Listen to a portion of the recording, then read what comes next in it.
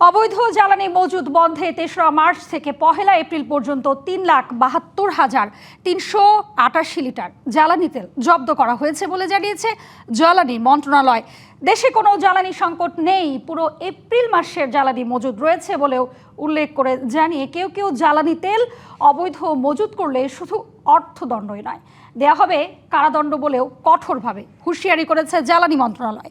দুপুরে সচিবালয়ে জ্বালানি সংকট নিয়ে আপডেট দিতে বিদ্যুৎ ও জ্বালানি মন্ত্রণালয় সংবাদ সম্মেলনে এসব তথ্য জানায়। মন্ত্রণালয় জানায়, সংকট নিরসনে ও কৃত্রিম মজুতদারি রোধে আরও কঠোর হতে এবং আরও যা যা করা দরকার তার সব কিছু করা হবে বলে আশ্বাস দেন।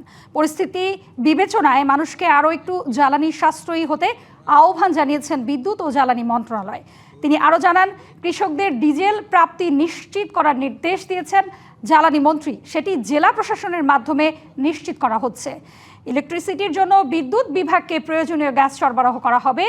রাশিয়া থেকে জ্বালানি তেল আনার জন্য স্যাংশন ওয়েভার নিয়ে মার্কিন যুক্তরাষ্ট্রকে পাঠানো চিঠির জবাব এখনও পাওয়া যায়নি বলে জানানো হয় এই সংবাদ সম্মেলনে। সর্বমোট অর্থদণ্ড হয়েছে ১,১,৪৩৫,০০০ টাকা, আর কারাদণ্ড দেওয়া হয়েছে ২৪ জনকে।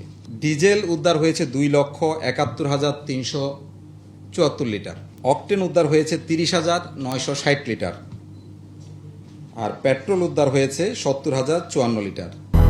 ২০০-র বেশি সার্ভিস ও ফিচারে লেনদেনের সব বিকাশ অ্যাপে সম্ভব।